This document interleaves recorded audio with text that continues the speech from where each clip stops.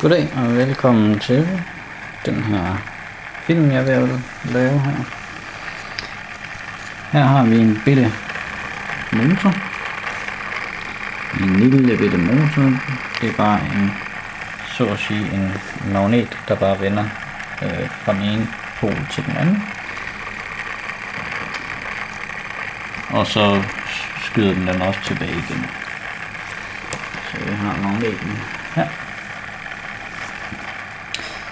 Så hvis vi tager hvad der er derinde, nu skal jeg lige have magneterne væk fra hinanden.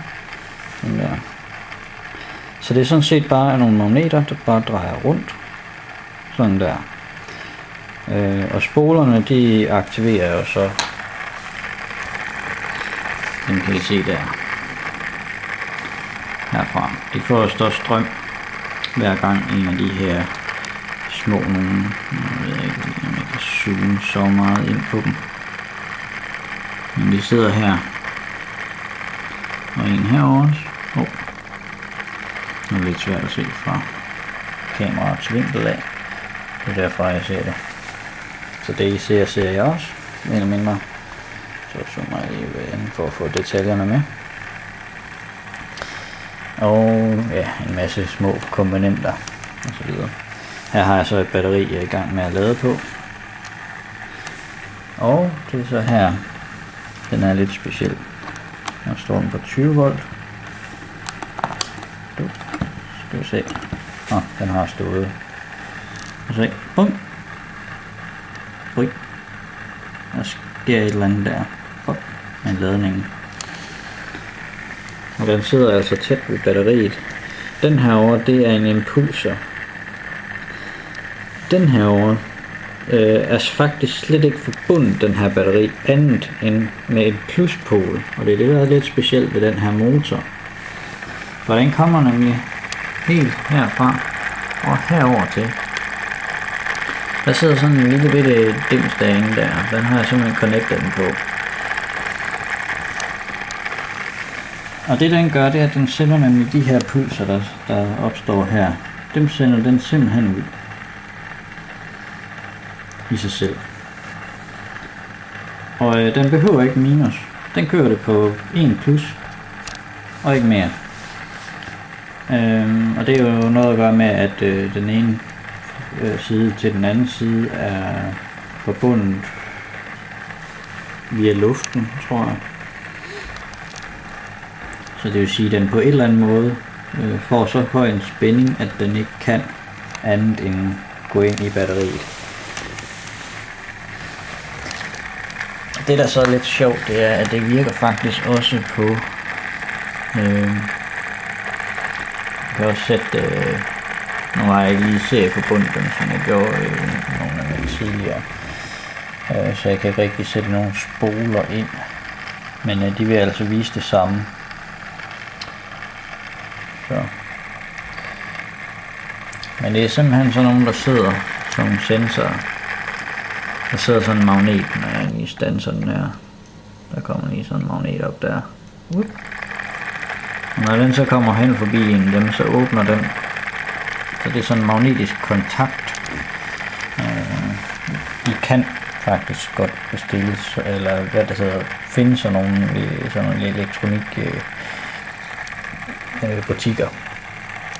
Den trækker så på, som vi ser, den trækker ikke særlig meget strøm, den motor lige pt. Den er simpelthen så langt nede. Den foregående, der trak den 10 gange så meget i hvilepuls. Men her der behøver den godt nok ikke meget. I kan se 0,03 ampere og 0,6 volt. Det er ikke så meget. Det er så nok nærmere 0,8 volt. Den registrerer ikke helt korrekt, den der. Den viser kun 20 volt ud af 30. Det når man sætter den der måler på, så viser den altså 30 og ikke den anden der. Så.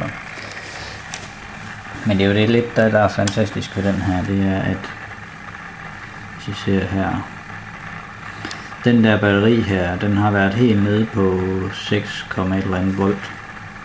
Nu kan vi lige lade den gå fra. Sådan der. Vi kan se 7,19 Det vil altså sige, at via den derovre lader jeg faktisk batteriet stille og roligt op, endda en højere spænding. Den der sidder her, det er sådan en der det kunne godt være en ensretter, men det er faktisk en sådan en med tilbagevirkende en senere kaldes den, på 9,1 volt eller mere. Åbner den for tilbage, men det kommer den aldrig op på, så det er lige møg. Så det er sådan set en ensretter i den sammenhæng. Det er kun en 7,2 volt, det vil sige en høj spænding på 8,4. Men okay, altså hvis det skal være fuld ladning ligesom normalt, så er det 10 volt. 10,5 den kommer op på. Så det vil sige 1,45 gange med antallet af celler, så har du volten, hvor højt den skal op for at være lavet færdig. Men jeg synes selv det er lidt spændende det der, hvad der helt præcis sker her. Jeg kan lige tage den her af. Jeg ved ikke om det virker ligesom jeg gjorde en af gangene, men nu prøver vi at gøre det samme som jeg gjorde i en af mine egne andre klip, jeg muligvis ikke kommer til at vise måske. Jeg ved ikke om man kan se noget der. På min skærm kan man i hvert fald ikke se noget. Så der. Så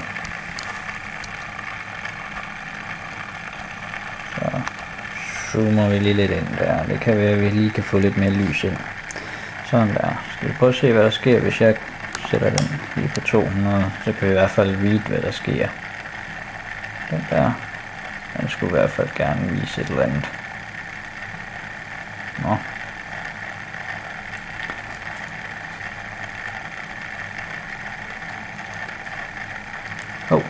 Der var den. Måske. Der var i hvert fald et udsving. Lige før. Der kom den igen. Det var da mærkeligt. Det skulle gerne komme lidt regelmæssigt. Men I kan se, der kommer nogle små impulser her. Og som I kan se, ingen connection. Den ligger bare et eller andet tilfældigt sted her. Minuspolen. Nu ligger den lige ovenpå, så den ligger ordentligt. Men selv med det, kommer der rent faktisk nogle reading. Der. Jeg ved ikke om den giver noget. Det gør den vist ikke. Jo, der kom lige en puls. Og en puls mere. Der er lidt mere gang i den. Og det er så en minuspol, tror jeg nok. Minusstrøm. Ja. Der kommer lidt positiv og negativ, men det sker altså af til. Så det er det, der er fantastisk, det er, at den er overhovedet ikke forbundet til noget andet nu her. End batteriet selv. Men jeg har prøvet at måle på, hvor mange ampere det er, men det er simpelthen så kortvarigt, så det er et godt spørgsmål, hvad det egentlig giver. Så det var minus. Kan jeg se. Jeg satte den bare på minus nu. Og den er stadigvæk ikke forbundet med noget som helst plus på den der. Så vi kan faktisk se, hvad der kommer igennem af impulser. Det går nok negativ reading. Men det siger bare lidt om, hvad der sker. Den sender det måske ud i luften. Den ikke har behov for. Fordi der er faktisk noget med, at Tesla han siger nemlig noget om, at de der impulser der de er sådan set i luften. Så ved at der er så høj en spænding, så skulle man næsten kunne forestille sig, at den på en eller anden måde går ud.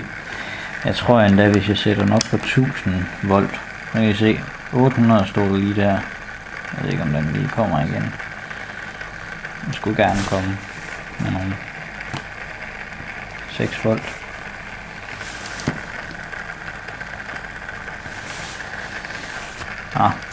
Den er ikke. Der kommer et eller andet. Der.